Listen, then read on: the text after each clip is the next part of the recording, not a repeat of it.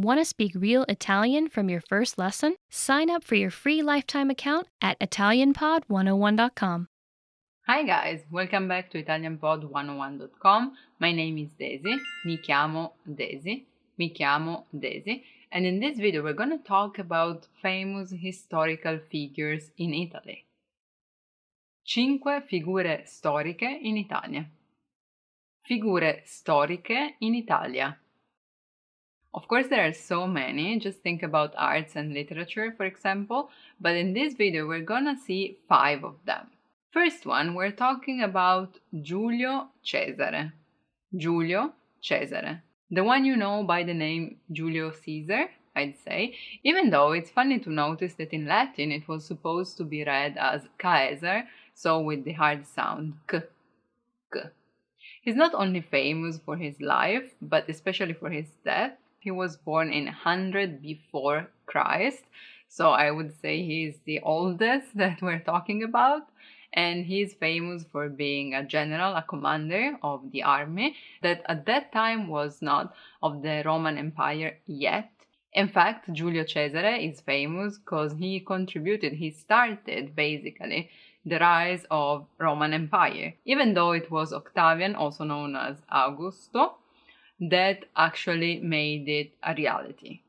So he was a famous dictator in the end, because when the government asked him after the Gallic War to step down from his role as a commander, he refused that and just led a civil war that actually led him to take control of Rome. But then he was too much in control, I'd say, and a lot of people didn't really like it, and that's how he died. Before dying, though, I think a lot of you know him thanks to Il Calendario Romano. So the calendar that we use nowadays, the Roman calendar with all the festivities and holidays, yes, that's thanks to him. Also, he is famous for being lover of Cleopatra, Queen of Egypt. And maybe not everyone knows that he also suffered of epilepsy. Epilessia. As I was saying before, he wasn't really liked by everyone. So the legend history says that he was stabbed by a group of around 60 men, among which there were Cassius and Brutus, and he was stabbed 23 times, 23 volte. A famous quote from him is in Latin, actually. People say that that's what he said lastly before dying, and it goes like, tu quoque, Brute, fili mi, which means even you, Brutus, my son. And nowadays, those words, not all of them, but just tu quoque, so even you, is used to express surprise for maybe being betrayed or anyway not having expectations met. Sometimes even in an ironical way, but yeah, that's where it comes from. Tu quoque. You too. Anche tu, Bruto, figlio mio. Then, let's talk about a man who lived 1,500 years later, actually. We're talking about Cristoforo Colombo. Columbus. He was born in 1451. In Genoa. Actually, a lot of people and countries then claimed his nativity, saying that he was from Spain or Portugal or even other cities like Alessandria in Liguria and Piedmonte, which is Piedmont and Liguria region in Italy, said that he was born there, but there are written sources that confirm that he was born in Genoa. He began his career as a sailor, so marinaio, and then became known as explorer. As everyone knows, he thought he would actually reach Asia by crossing the ocean, okay? But in the end, as we all know, he discovered America. So the 12th October of 1942 is the day that is known as La Scoperta delle Americhe.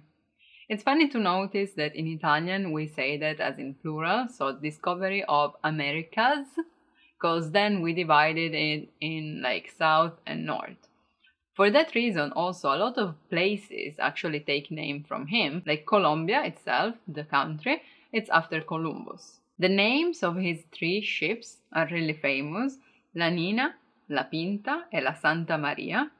Niña, which is the little one, la Pinta, and la Santa Maria, Holy Mary.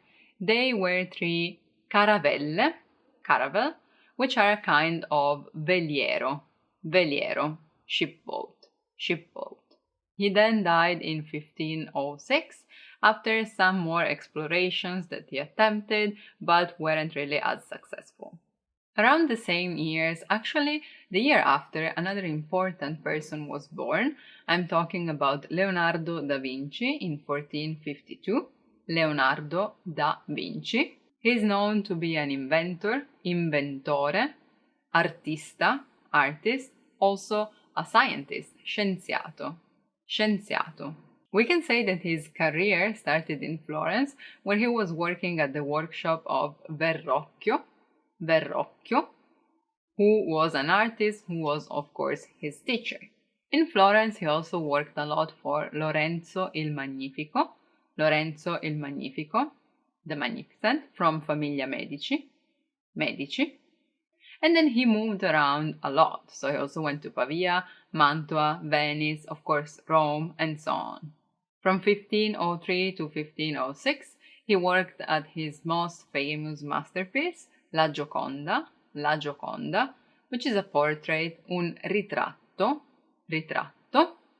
which was the trend of the moment, we can say.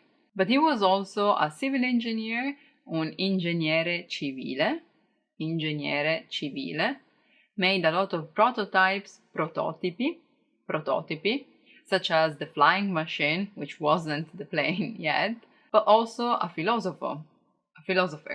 He also studied the human body and so many other things, and that's why he's known as the genius of Renaissance, il genio del Rinascimento. Leonardo da Vinci, il genio del Rinascimento, è morto nel 1519. Leonardo da Vinci, the genius of Renaissance, died in 1519. Another important historical period is il Risorgimento, which could be mistaken for Renaissance as well, because it also means rebirth, Risorgimento, but it actually took place 300 years later. A relevant character from this period is Giuseppe Garibaldi. Born in Nice in 1807. He was a generale e condottiero, so general and commander, known as the eroe dei due mondi. The hero of two worlds, which are Europe and South America. He led a lot of missions, but the one that made him the most famous, at least in Italy, is La Spedizione dei Mille. The Expedition of the Thousand, in 1860. So as the name said, there were thousands of people, actually even more than 1,000, but that's how we remember them by. Thousands of people led by Giuseppe Garibaldi, volunteers actually, went to the kingdom of Sicily, il Regno delle Due Sicilie, because it was the two Sicilies at that time, fought against the army and population as well, and in the end they unified it to the Kingdom of Italy, which was just about to be born at that time. So he's famous for being the unifier of Italy. In fact, the word Garibaldino, it's an adjective that comes from the word Garibaldi, so Giuseppe's surname. In the beginning, it just identified someone who fought with him, but then it also meant someone who was really heroic and someone that achieved the big goal without having a proper structure supporting him. Garibaldino. And that's where it comes from.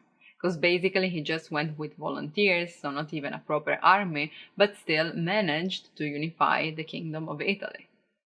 At that time, though, Italy wasn't all Italy. There were still territories that were on their own, such as Venice and Rome. So he also tried to do the same thing with Rome, but in that case, it was a failure. And that's known as la sconfitta di Aspromonte. Aspromonte, where Aspromonte is just the name of the mountain. At that time, in fact, the capital city of Italy was Turin, and then it moved to Florence. When he died in 1882, his last words are known to be "Muoio con il dolore di non vedere redente Trento e Trieste." So I die with the pain of not seeing Trento and Trieste united to the Kingdom of Italy. So not to see the redemption of Trento and Trieste. And that's why in almost every city in Italy, the biggest street or square is named after Garibaldi. Lastly, I want to talk about a man that had nothing to do with wars, because a lot of the ones we saw did, and that is really famous for being the best comic actor. I'm talking about Toto Toto, even though his real name was Antonio de Curtis,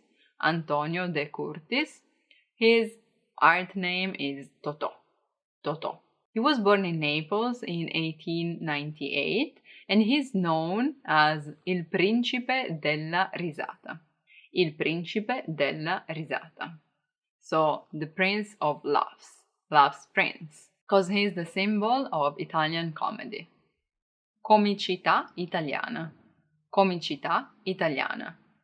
So he's an attore, but also a poeta.